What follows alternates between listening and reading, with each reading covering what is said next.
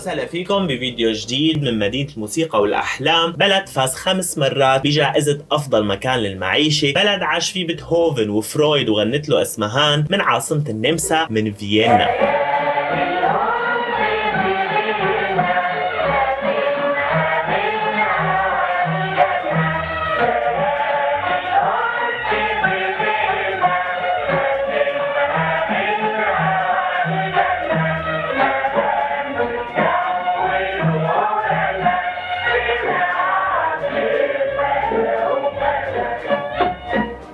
فيينا طبعا من اجمل بلدان اوروبا، يعني ما بدها شهادتي انا، بس في شغلات لازم تعرفوها قبل ما تروحوا عليها. انه فيينا تعتبر من البلدان الغاليه باوروبا، يعني ما فينا نعتبرها لو بادجت فيكيشن. بدكم تاخذوا معكم مصاري منيح اذا بدكم تروحوا، زائد انيتو بدها تخطيط منيح قبل ما تروحوا، يعني بدكم تخططوا قبل ما تروحوا بالضبط لوين حابين تروحوا، وتحجزوا اونلاين، لانيتو تقريبا كل مكان بدكم تروحوا عليه بده حجز اونلاين مسبق، والا بدكم تضطروا تستنوا على الدور وقت طويل. فاذا عرفتوا تخططوا رحلتكم منيح رح تستمتعوا فيها كثير ورح تنبسطوا بفيينا. اما بالنسبه للمواصلات فرح نحكي فيها باخر الفيديو. وهلا خلونا نبلش جولتنا باول المعالم السياحيه بفيينا.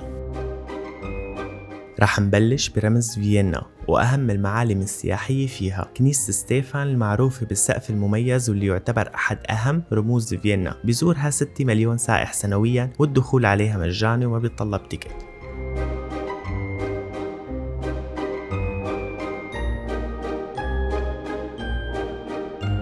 هلا الكنيسة بصراحة عادية، الحلو فيها هو موقعها اللي جنب كيرتنا شتراسة. هذا الشارع المزحوم كتير واللي فيه كتير حياة، يمكن هذا أزحم شارع بفيينا، فيه كل شيء ممكن تتخيلوه بالعالم. بجانب الكنيسة بتلاقوا متحف الإيلوزيون أو متحف الأوهام. المتحف ممتع ومكان مناسب لتاخدوا صور غريبة، ولكن المكان بيستحق الزيارة فقط إذا كنتم مشتريين التيكتات أونلاين، لأنه في دور طويل والمتحف كتير صغير.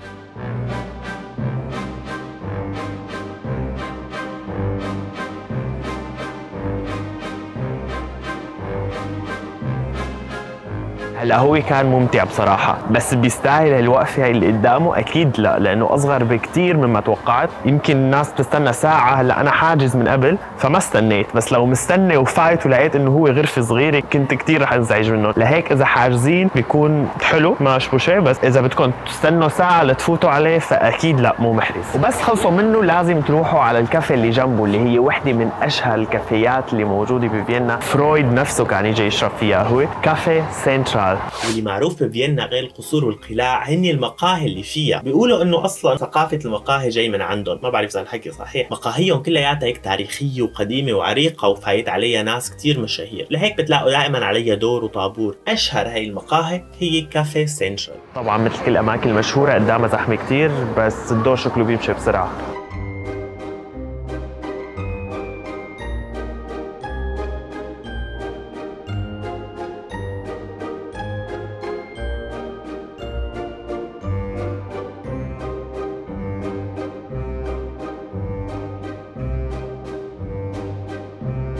إذا حابين تجربوا شيء خاص بفيينا وشيء تقليدي فعندكم الفينا أبفل شترودل، اللي هو فطيرة تفاح معروفة بألبانيا وهي أصلا من هون.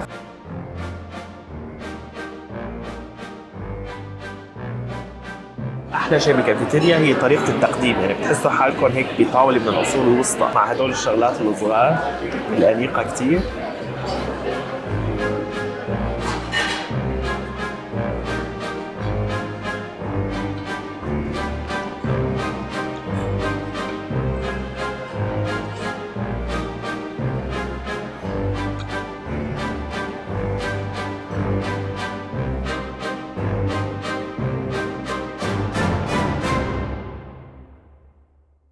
فيينا فيها 27 قلعة، 120 قصر، غير طبعا لسه دار الأوبرا. طبعا كلهم حلوين ويستحقوا الزيارة، بس ما فينا نزورهم كلهم. رح نزور أحلى واحد فيهم واللي لازم وضروري تشوفوه، لأنه فعلا من أجمل القصور اللي شفتها بحياتي، واللي هو قصر شونبرون. أكبر القصور وأشهرها بالنمسا، بيتألف من 1441 غرفة، وكان المصيف الخاص بالقيصر النمساوي فرانز وزوجته المشهورة بأوروبا بالملك السيسي، واللي بحديقته بتلاقوا أقدم حديقة حيوان بالعالم، واللي ما زالت ليومنا هذا بتعم بالحياة. الدخول على حديقة القصر مجاني، بس إذا حبيتوا تعملوا جولة بالقصر فلازم تشتروا تيكتات. تيكيتات بتنشرى اونلاين او عند البوابة، بس يفضل تشتروا التيكيتات اونلاين قبل بيومين لانه كتير ممكن بعد ما توصلوا يكونوا التيكيتات سولد اوت، لانه في عدد محدد من الجولات اللي بتصير باليوم.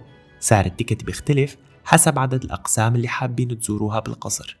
حتى لو ما بدكم تفوتوا لجوا على القصر وما عندكم تيكيتات او ما لحقتوهم، الحديقه تبعيته يعني مو بس تستحق الزياره، انتم مو بتتخيلوا المنظر اللي انا شايفه حاليا. الملك ما كان حارم حاله ابدا، اكيد اسمهان كانت هون لما اللي غنت ايه اللي فاضل على الجنه، لانه عن جد ايه اللي فاضل على الجنه.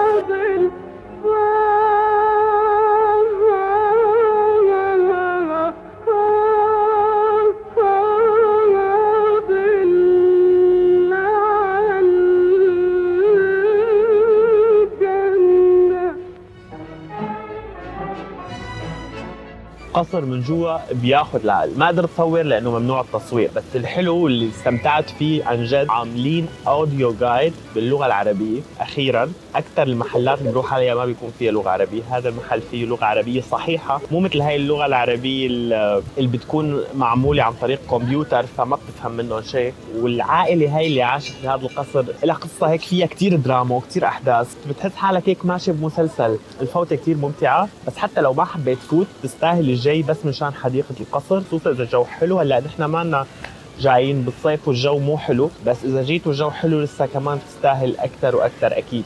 وهالقصر هو أفضل مكان لتركبوا الفيات كوتش أو عربة الخيل، وهالشي مشهورة في فيينا بشكل كتير كبير، ورح تشوفوا أحصنة وعربات بكل شارع بتمشوا فيه. فيكن تاخدوا عربة خاصة فيكن أو تركبوا مع ناس تانيين، وهيك بتقدروا تشوفوا الحديقة الكبيرة كتير وانتوا قاعدين.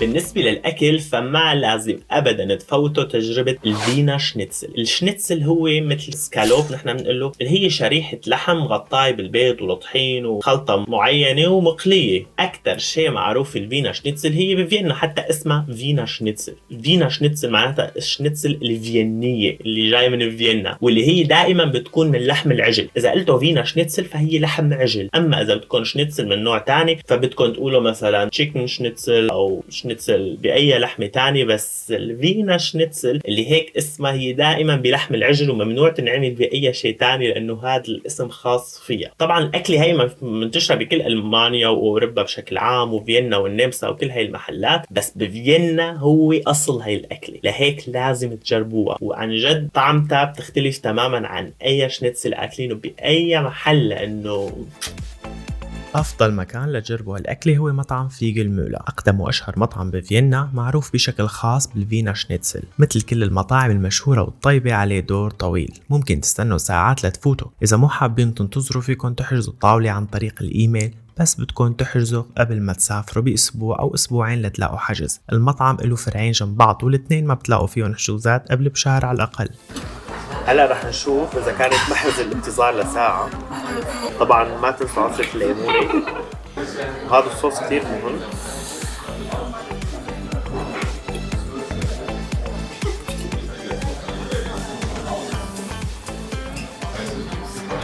ايه بتحرز كتير. وللي مو حابب ينتظر، في مطعم تاني بيقدم فينا شنيتسل طيب كتير وقعدته كتير حلوة، وخصوصا بالصيف، Glasses Paisley.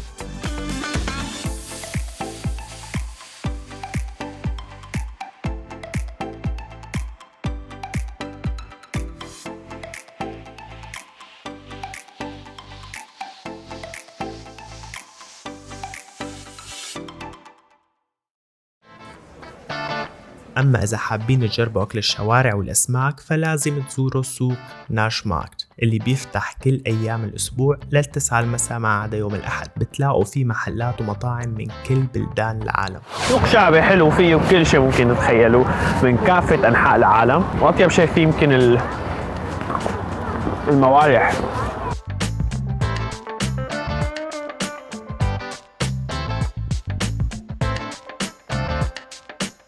حدا بيعرف هذا ايش؟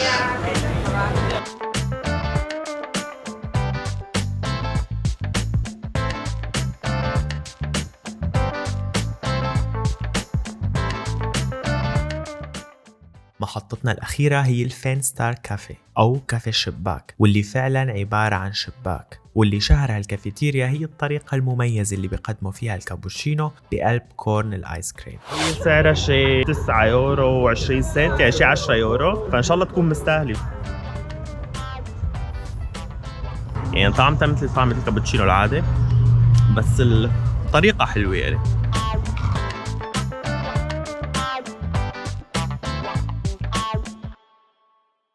بالنسبة للمواصلات فغالبا الناس بتجي من أماكن مجاورة بالقطار، بس إذا جايين بالطيارة مثلي فمن المطار على المدينة في سكة قطار خاصة اسمها كات تاخدك مباشر على السنتر، وفي شي 1000 ماكينة بالمطار فيك تشتري منها التيكيتات. فيك كمان تشتري التيكيتات أونلاين على موقعهم الرسمي اللي رح أحط لكم إياه بالوصف. وإذا حابين توفروا فيكم تشتروا التيكت روحة ورجعة مباشر مع التيكت اللي بتتحركوا فيه بالمدينة لمدة يوم أو يومين أو 3، هيك بتوفروا على حالكم شوية مصاري. أما إذا حابين تشتروا تيكت المترو بشكل منفصل فمن أي ماكينة موجودة محطات المترو، أو فيكم كمان تشتروها أونلاين. فيكم تفوتوا على موقع فينا لينيين اللي حط لكم كمان الوصف تبعه بالديسكريبشن. وهيك بنكون خلصنا جولتنا بفيينا. إن شاء الله يكون عجبكم الفيديو، إن شاء الله تستفادوا منه إذا رحتوا لهنيك. إذا حابين تعرفوا تفاصيل أكثر فما تنسوا تزوروني على الإنستغرام هايلايت فيينا، من هنيك فيكم تشوفوا الأماكن اللي كنت موجود فيها بالترتيب. إذا عجبكم الفيديو ما تنسوا تضغطوا سبسكرايب ولايك وتدعموا لنا القناة شوي. بشوفكم بفيديو جديد وباي باي.